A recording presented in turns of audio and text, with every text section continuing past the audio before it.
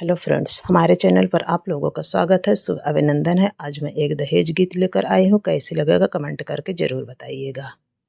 जनती की जरल जाबू, जनती की जरल जाबू, आगे के दहेज में पाप नाही करती हो बेटी, ससुर में भेज के पाप नाही करती हो बेटी, ससुर में भेज के।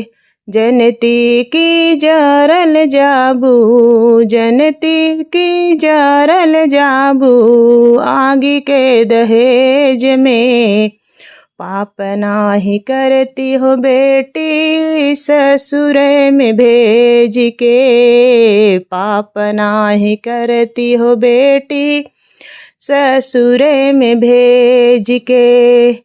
कट लेता हो बूरतिया, कट लेता हो बूरतिया, वाही रे विपतिया, कट लेता हो बूरतिया, वाही रे विपतिया।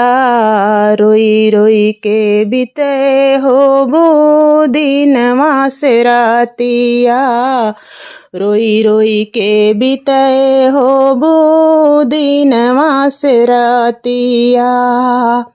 जनती की जारल जईबू, आगे के दहेज में पाप नाही करती हो बेटी, ससुर में भेज के पाप नाही करती हो बेटी, ससुर में भेज के।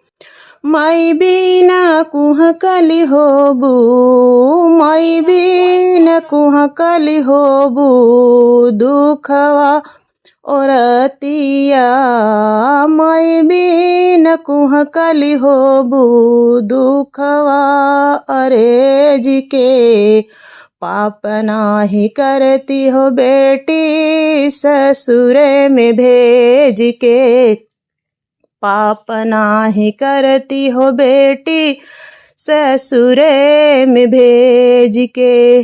जनती की जारल जईबू, जनती की जारल जईबू, आगे के दहेज में पाप नाही करती हो बेटी, ससुर में भेज के पाप नाही करती हो बेटी, ससुर में भेज के।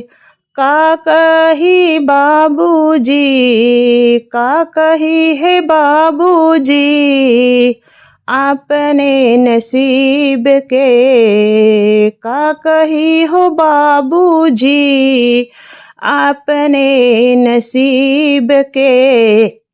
बेटी बन के जन्मी बाटी, घर में गरीब के, का कही है बाबूजी, अपने नसीब के।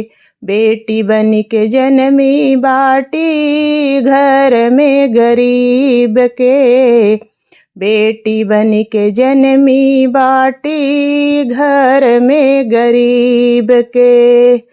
जियतई मारी दीहू, जियतई मारी दीहू, हमरा तेग के पाप नाही करती हो बेटी, ससुर में भेज के पाप नाही करती हो बेटी, ससुर में भेज के।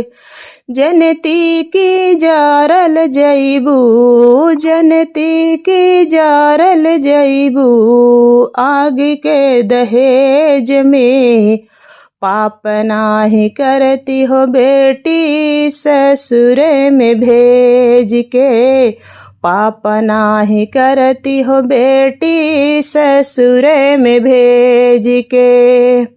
करती बियाह नाही रखती कुंवारी, करती बियाह नाही रखती कुंवारी, सुनी सहिलेती लोगवन कगारी, सुनी सहिलेती लोगवन के गारी, अलगाना होई देती अपने करेज के, अलगाना होई देती अपने करेज के, पाप नाही करती हो बेटी ससुर में भेज के, पाप नाही करती हो बेटी ससुर में भेज के, जनती की मारल जाबू,